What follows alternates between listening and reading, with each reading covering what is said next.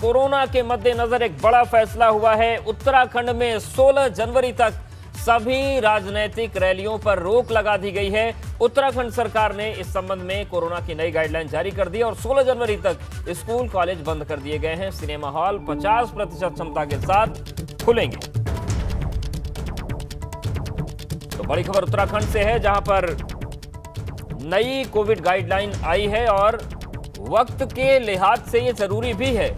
और बड़ी खबर यह है कि उत्तराखंड में 16 जनवरी तक राजनीतिक रैलियों पर रोक लगा दी गई है। उत्तराखंड सरकार ने कोरोना की नई गाइडलाइन जारी की है और 16 जनवरी तक स्कूल कॉलेज बंद कर दिए गए हैं। सिनेमा हॉल खुलेंगे, लेकिन 50% क्षमता के साथ ही उनका संचालन किया जाएगा। लेकिन चूंकि चुनावी माहौल है, ऐसे में एक बड़ा फैसला उत्तराखंड सरकार ने लिया है।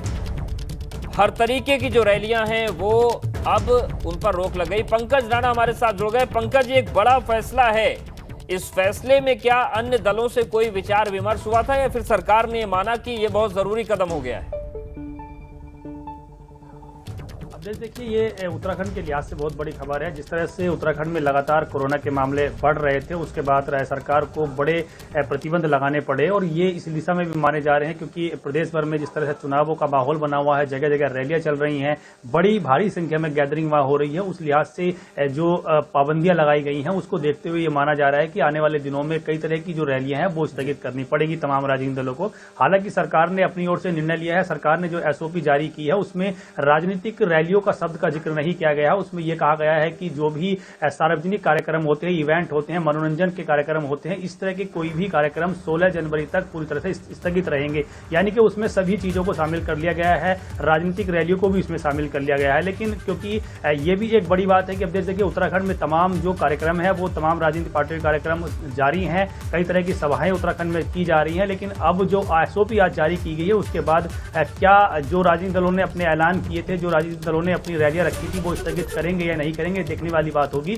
लेकिन इसके साथ हम कह सकते हैं कि कोरोना संक्रमण को रोकने के लिए राज्य सरकार ने बड़ा कदम उठाया है। बॉर्डर एरियाज पर चेकिंग पॉइंट बढ़ाए जाएंगे। इसके साथ साथ ही दूसरे राज्यों से उत्तराखंड में आने वाले लोगों के लिए या तो उन्हें डबल वैक्सीन की डोज अनिवार्य कर दी गई है या उन्हें कोरोना की 72 घंटे पुरानी रिपोर्ट दिखानी होगी। इसके साथ साथ ही सभी जो शैक्षणिक संस्थान है 12वीं तक के जितने भी हैं उन्हें 16 जनवरी तक पूरी तरह से बंद कर दिया गया है। इसके अलावा अगर हम जिम, मनोरंजन पार्क, इसके अलावा वाटर पार्क और अन्य सिनेमा हॉल की बात करें तो उन्हें 50% क्षमता के साथ खोलने की अनुमति दी गई है। इसके अलावा अगर हम दूसरी बात करें, जो क्योंकि रात में जो कर्फ्यू है, बिल्कुल पंकज हमारे साथ आप बने रहिए। तो एक बार फिर से बता दें दर्शकों को बड़ी खबर यह है कि सभी तरीके के जो सार्वजनिक कार्यक्रम है उत्तराखंड में उन पर रोक लगाई गई है नई कोविड गाइडलाइंस के मद्देनजर। और ऐसे में जो राजनीतिक रैलियां हैं, जैसा कि पंकज बता रहे हैं कि तमाम कार्यक्रम प्रस्तावित हैं, अब वो उनका क्या होगा ये देखने वाली बात होगी, क्योंकि कोविड गाइडलाइंस के मुताबिक तो अब किसी भी तरीके का गैदरिंग वाला कार्यक्रम नहीं हो सकता है